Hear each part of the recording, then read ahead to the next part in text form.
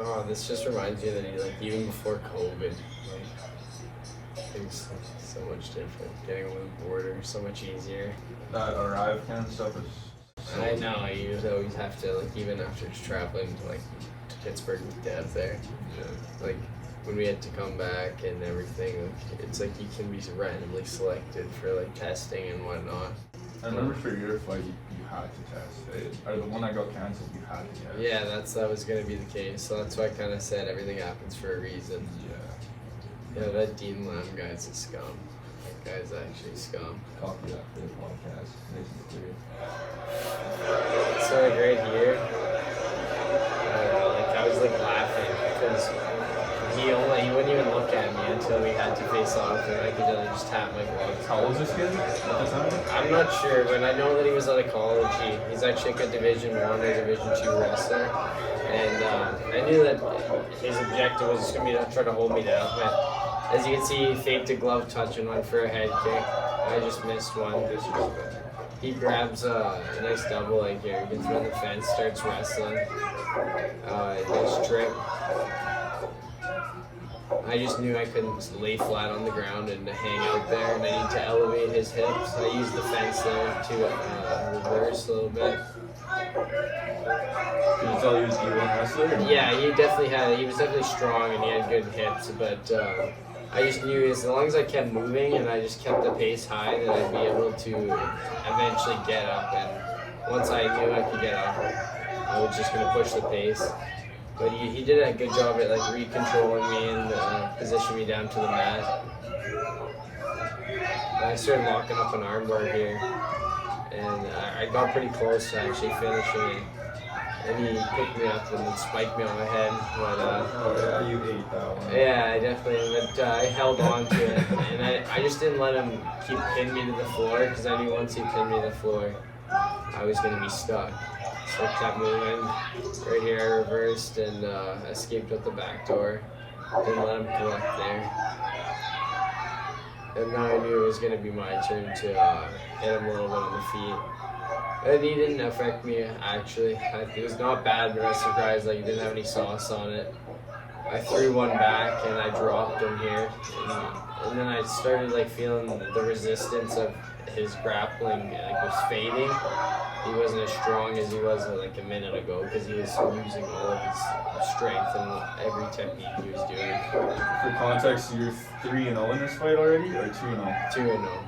2-0. So I'm just I'm pretty confident always coming in. I don't believe I'm gonna lose at all. I don't let those doubts creep in. You can't. So I snatched up a guillotine up here, and he was doing a good job, but I held it in for a good few seconds there, and I grabbed one from top mount essentially. What do you think happened there? You just got claustrophobic, or you were in tight? My arm was buried in there tight, and yeah, I respect it. I definitely was reaping on his trachea, on his throat. How much time was left there? I think it was I think it was a minute or two into the first round, so. There's Ross and Bill. Yeah, the boys always there supporting me. No, I appreciate them. And where was this fight too? This was in Wisconsin. This was for Get You to Fight Promotions. Actually, Chris Hicks is the owner. He's a pretty good guy. Nice. No, he's a pretty good guy, Chris Hicks. Oh, I was just, I was feeling pretty confident here, and I was just kind of asking essentially, what, are you surprised? They shouldn't be surprised. This is expected. It's not, Yeah, I noticed when I was at your fight, the biggest thing I noticed is this cage presence before and after the fight. Everyone else came out, they're kind of flat, nervous. They didn't know, didn't feel like it was their spot, Even me and my girlfriend were saying, 100% this guy, he's got it in the cage, in the fight, off the cage, on the mic, everywhere. Yeah, he got it always. Oh, here I wanted to, I was asking for a title shot because I basically claim, and I do agree, that I'm the best featherweight amateur in North America, and I'll put that to anyone. I'll fight any amateur featherweight, and I'm looking for the best fight, and I got that fight coming up.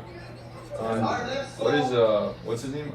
and he's Howard. And he's Howard, and what is he? Is he number one right now? No, he's not actually. I He's believe. ranked high though, right? I think we share the same record of like that 3-0, Yeah. and so I think it's gonna be a good fight. I also think it's just gonna be another dominating performance, though. Honestly, First round or second round, or what you got? Yeah, like if he doesn't wilt in the first, he makes it to the second. He'll like if he makes it a war, it'll be fun. It'll be entertaining, and I'm ready for that as well. Is it 5 rounds or is it 3? It's only 3, so it'll be No belt, pretty good. no belts involved. No, unfortunately not. So you're still gonna call that out next fight too? Yeah, well, I'm not really hunting any belts anymore in amateur. I just want to look for the best fighters, and I want the competition. I don't want any hardware. It's all tin and ribbon to me. It just looks good to have, and it's a good.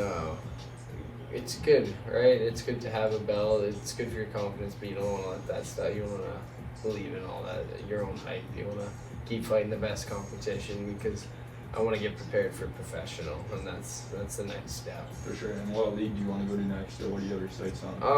Like the promotion actually that I'm competing in this upcoming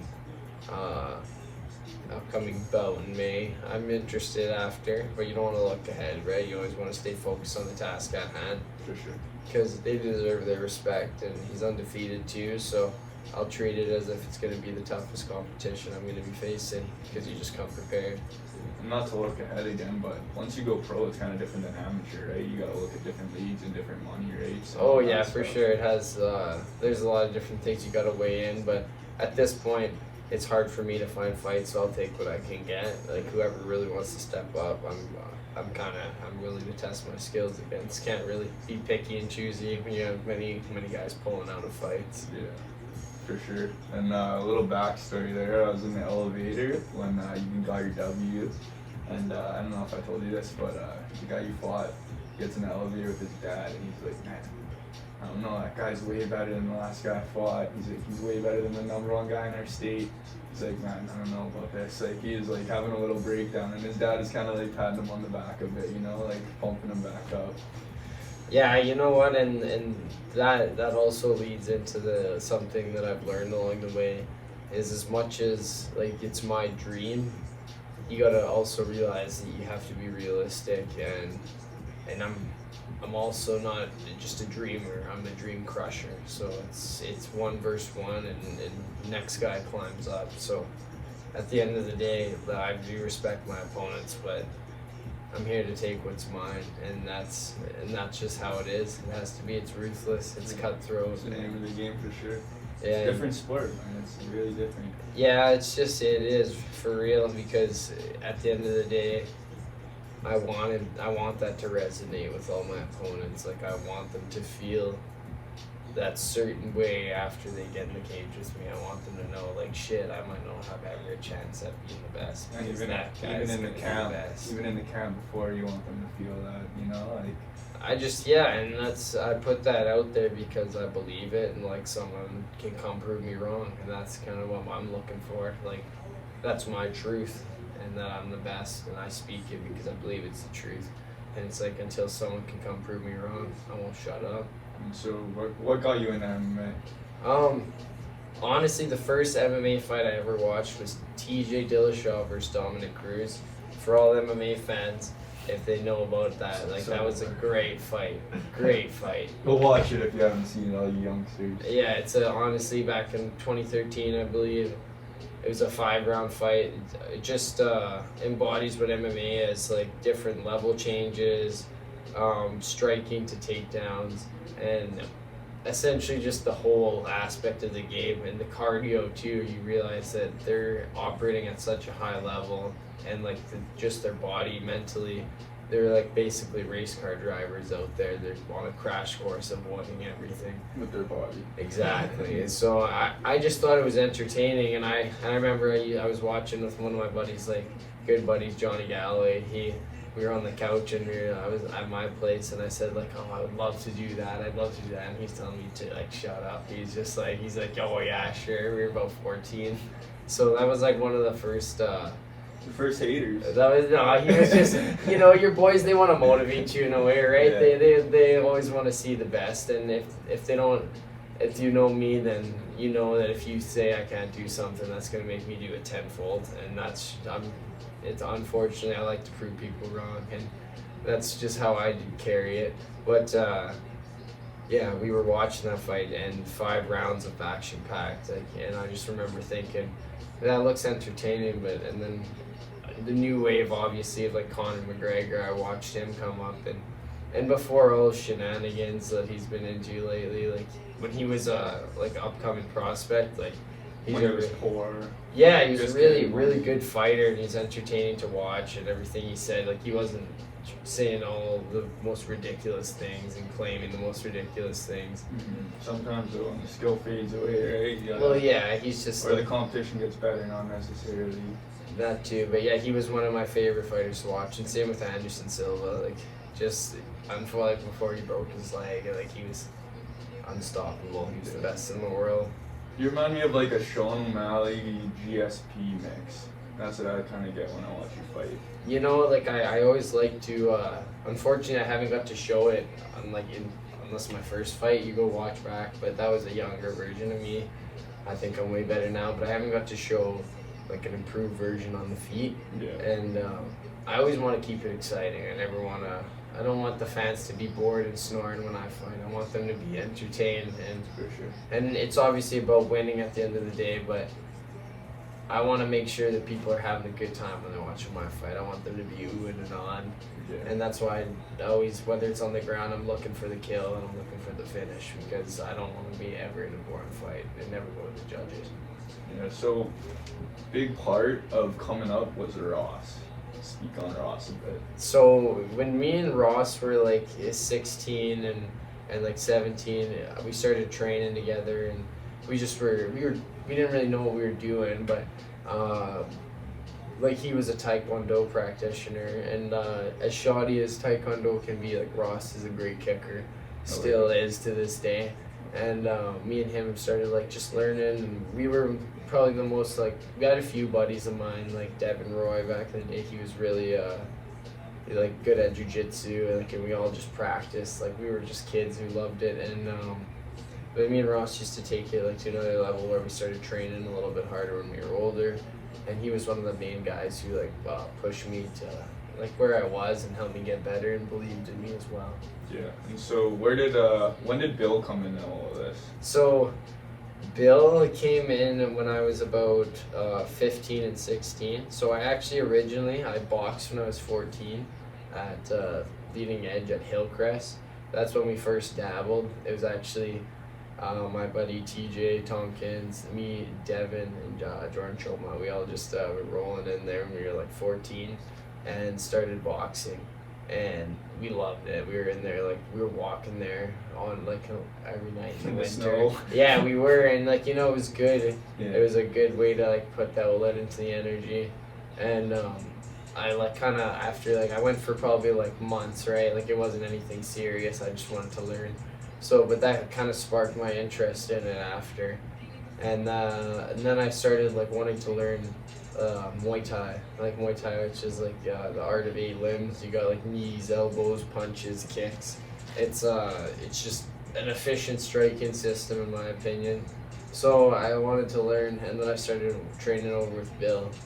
He was pretty lethal for an older guy. Oh yeah, Bill's like, he's one of those nutcases. He's still rolling with the young guys, like even though he breaks down and stuff, but he doesn't care. So it's good to see.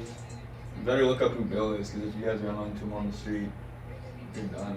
Yeah, you don't want to. You would never he's know. He's an unassuming guy, but that's usually how most martial artists is. And one memory about Bill, the first time when we trained, or not the first time we trained under him, but the first time I told him I wanted to be a fighter, and I was aspiring to be a fighter. We were doing a jiu-jitsu class, and we were practicing just throws, like judo throws actually, on dummy.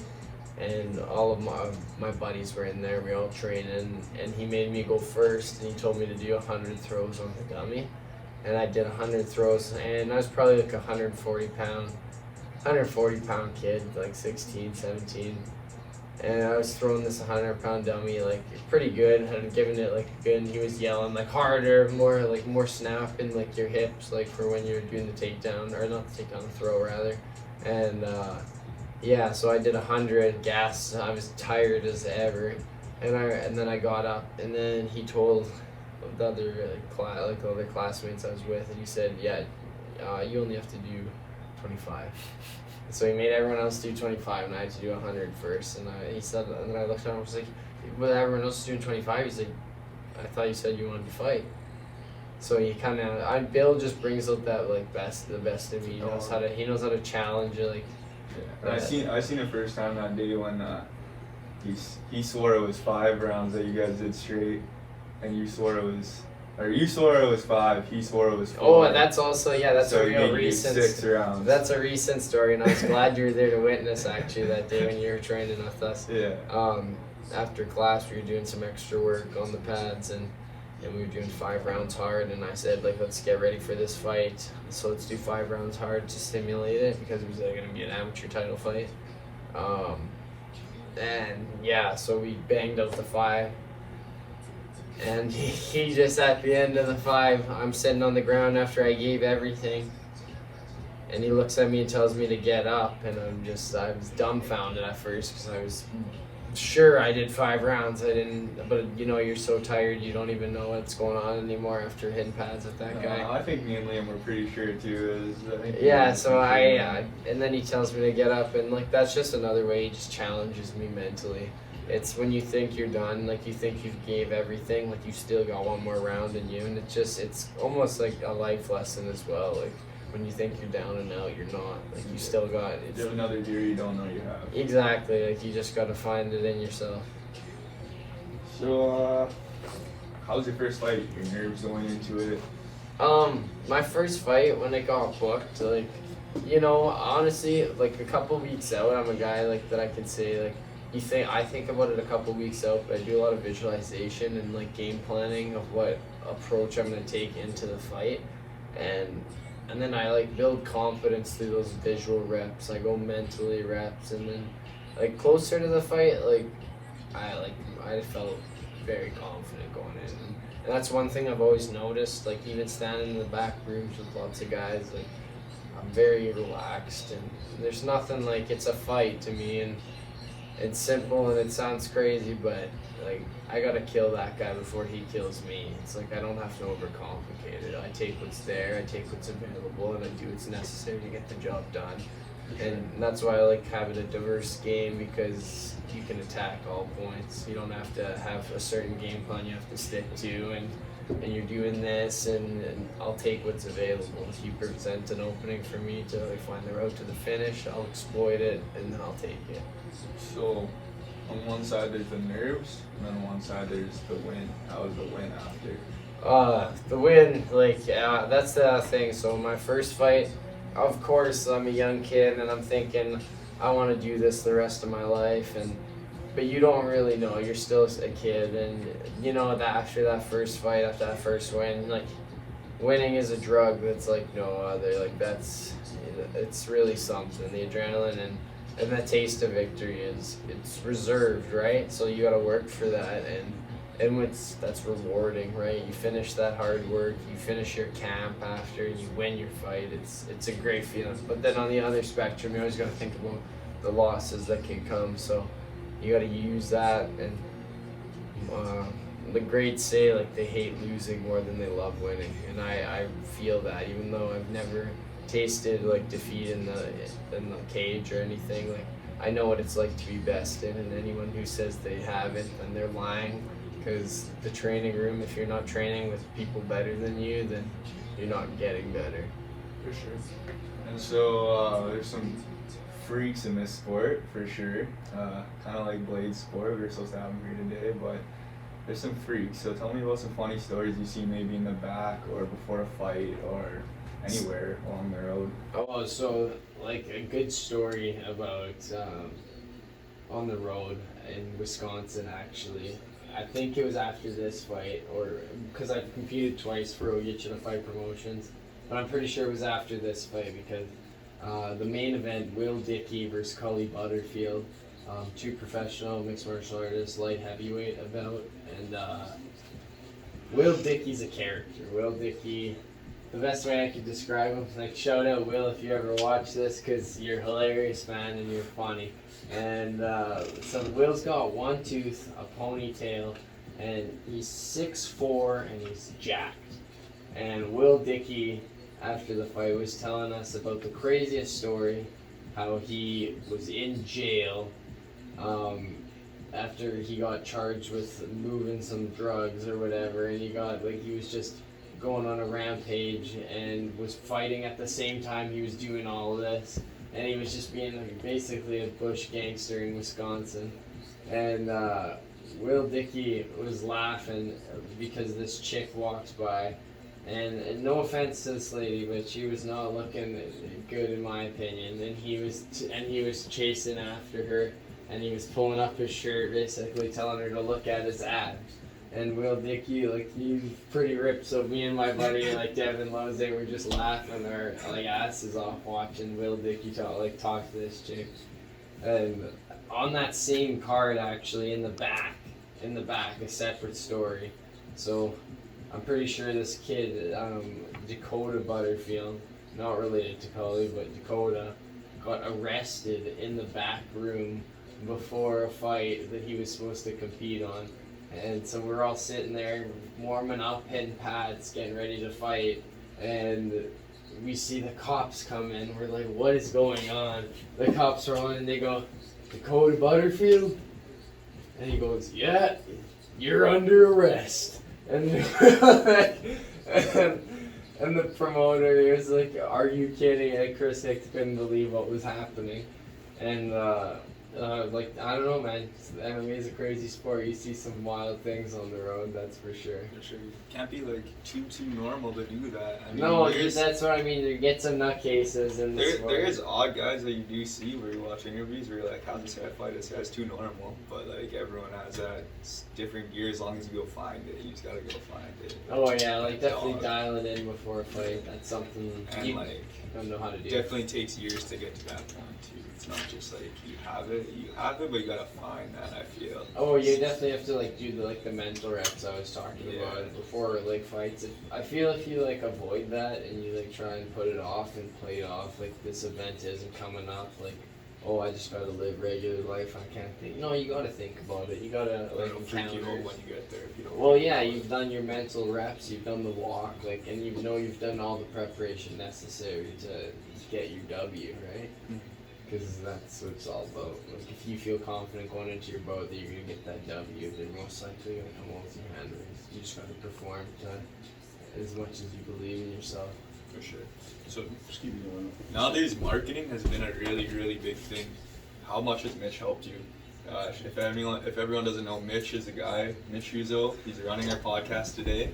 He's I'm going to call him Kelton's manager because that's what I've seen on there. He does everything a manager does. Manager slash promoter slash. No, Mitch is honestly, he's a big part in taking, especially the last event. Like, we wanted to get him out in before COVID. I had a few fights lined up to go compete, and you don't see COVID coming. You got all these things floating around. You're trying to set him up, and we were gonna have him come out for a fight in 2020, but obviously COVID hit 2 years down the line, but we made it happen. We didn't fall off. We stayed at work, and we put out a few like good production videos, and like he really helped me get the exposure like you need, and like just get those proper videos, right? Like those proper videos, of course, like the fans, or not even the fans, but just people like to see. It's just like something that catches their eye. It's entertaining, and honestly, without that, I wouldn't like have the exposure, and I wouldn't have as much like to put out on my social media. As like he is a big part of that. Even though I've done what was it, like 900 viewers at one point? Yeah, and just like like even the angle he found, and just like how he set it up. Yeah. And he didn't get to see the venue, right? Like, so he's working on the fly too. I respect that as well. Like, I appreciate it because I'm doing the same. Like, we're seeing this cage, we're seeing everything for the first time, so you're checking on the venue. He's doing the same thing with his camera. He's making sure the lighting's going to be correct. It's not going to look too janky. And that's perfect. Like, I can appreciate that, and it's always good energy to have around. It's something a lot of people don't know how to do, and I'm one of those people for sure. Like, all that shit, man. Yeah, It's working not me, bro. working on the fly. It's something you got to be calm in the storm, is how I see it, and kind of like come to terms, right? You just essentially can't control. You can control what you can control. Anything outside of that is, it's whatever, man. You got to roll the dice, make it happen, and work within your environment. So even speaking to that, just like cages, different venues, they have different. Like the floor feels different than like you're used to training on at your gym. Like, are you gonna make excuses about that? Like, no, you're gonna just work on the fly. And, like, and there's different things like venues you have to work like through, and especially Mitch. Like, I know he's the type of guy that just will get the job done. So that's a guy I like to have around. For sure. Big shout out, Mitch. So I got a fan question from my buddy, shout out Swivy down in Hamilton, and he says, do you think you could take Jake Paul if he calls you out today? Kind of think like the rule set and the amount of dedication. We're going all MMA. Yeah, in MMA, I feel I would be able to beat him. Like, I just, even though he's like bigger, I don't really. Personally, I would fight up. I fought up a weight class. I fought up at 155 pounds. I usually compete at 145, but even that being said, like, I truthfully don't think that guy's got like heart, and like, yeah, he's fought Tyron Woodley, but he's fought in boxing matches, and he has good trainers, like he's got good trainers, but like I seen him get tired, and it's like, all respect to boxers and everything, but MMA is a different sport when you add wrestling and you add jiu-jitsu and you just add kicking now and elbowing. It changes the game. If I had to fight that guy one-on-one, like, I'm pretty confident I'd beat him up. For sure. So who's your favorite fighter now? Who's your favorite fighter of all time? Of all time, someone that I like, even I try to like you said, even mention it, like GSP. He's just a super well-rounded fighter of all, like, and he's avenged like everyone he's faced, he's beaten. He's lost twice, but he rematched them and beat them. So he just kind of shows, like, I know there's those undefeated guys out there, but even the guys who can take their L, come back, face the same guy and beat them, that's really like a good example of facing your adversity. So that's like my all-time favorite. And right now, to watch, Active fighter right now. Active fighter, like someone who's just entertainment, he's like Charles Oliveira. Like, he's very slept on, I feel, the lightweight champ of UFC. He's wicked. Like, he's like a magnet when he's on you. Yeah, and he just, even his pressure on the feet, like his Muay Thai is pretty crisp, and he brings the fight to you, and I always respect the guy that can bring the fight, and like that's, especially as like a fan. Would I fight like that all the time? Probably not. It's maybe not the most intelligent way, but like I said, entertaining the fans is a really good aspect for him, and he always brings an awesome fight. So I'm a betting man. Would you bet on him against Gaethje or what? I would say, like, if it hit, he could. I think he will and win, and I think Justin has a good chance to look to you. As fighting, like as someone who fights, I can't say I would give anyone advice betting because it's a crazy sport, and literally anything can happen. Sure. So, but if I was just like having fun and throwing a little bit of money at it, I might go Charles, because if he's an underdog, then that's a great bet. Charles by submission. Charles even like by knockout, in my opinion. Charles, like, I know Justin has a great chin, but as we've seen, Charles can crack and he hits pretty hard. Like, DP is a great boxer, Dustin Poirier, so I don't think anyone should knock him for getting hit a little bit by Poirier and hitting the floor. Yeah. So, what was it, last weekend you went to Pittsburgh or the weekend before? Yeah, so Easter weekend there. Okay, and speak a little bit on that. I want to shout out little Devin here. Yeah, my buddy Devin Loze, and one of my main training partners, professional fighter now, 1-on-1 after the weekend. Him and I actually fought on he fought on this fight, this card too as well. Ogetcha Fight Promotions, he fought right after me. And he's one guy I can shout out big time, because after my first fight, I'll honestly say I thought, like, I was a little high on myself. I thought I was good, and I got one fight booked and a guy pulled out, and I just wasn't consistently in the gym, and Devin asked me to come out and train with him because we were similar size and he needed a sparring partner. And he like, I came out and he humbled me very quickly. Yeah, he's good. Oh yeah, when I was a little punk, and he put a good beating on me in sparring, and like all the credit to him, because it changed me for the better. It made me like a little humble, and it made me want to better my game, and that's something I need, like, as a challenge. I always like training challenges, and I like fighting like good fighters because it's a challenge. So that kind of like lit that fire in me, and he helped me get to where I am. So yeah, Dev, awesome guy. This weekend he got what he'd earned, and he fought a guy who missed weight by 2 pounds, but came in the cage probably about 20 pounds heavier than him, and he fought a tough first round and ended up getting a submission victory in the second round. And it was a like pretty hard fought battle, and he worked for that W. So in the back room I was cornering him, and I cornered him that weekend, and just like being with him, being around him, it's always inspiring. Being around the fight atmosphere is always great. Good show. Shout out 247 Fight Promotions. They were awesome production. Yeah, I was gonna ask you more about that. Is that somewhere you like to fight? Yeah, you know what? Like, obviously you don't want to look ahead too far, but I'll have options once I go put a good beating on this guy, and then I'm about to fight. Like, I'm gonna obviously, like I said, I'm gonna make it look easy, and that's just how I do it. I'll make it dominant. Even if I get into a long fight, I will like dominate the exchanges. I'll take him to the center. I'll control the fight, and that's just my plan. So I think there'll be promotions who want me to fight for them. Who doesn't love an exciting fighter? Was it May 20th? Yeah, May 20th. May 20th, everyone tune in. Hopefully we got a link coming up soon. Yeah, you know what? It's on the poster. MMA Futures on YouTube. They'll have a live stream. It's the same one that'll be going up on Fight Pass for the professional card. So Awesome. How's the festivities after this night? Oh, it was always fun. It was always me and like Devin fought on this card too. So we fought on those 2 cards together. That's awesome. And this is night he won his amateur belt for his first time. So You guys at the casino or what? yeah, you know we did. We were gambling in the casino. We were drinking. That's awesome. It's so funny. The beers don't even touch you after the wins. You could drink all night. You wouldn't even feel it. Yeah, and have a terrible ride home the next day. You know what? Me and Mitch did it like after my fight. I drank probably like 10 drinks, but you know, American liquor, it's weak. American beers are weak. And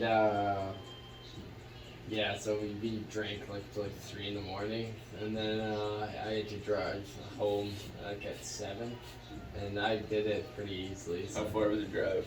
I was about like 6 hours. Not too bad, but you know, not the best drive, but I got her done. Definitely not the best. Yeah, so that was my second fight there. It was good. I felt confident coming in. That's why I took the fight up a weight class. I felt that I could win that fight with relative ease, and it wasn't going to be an issue. Like I was, and it proved to be true.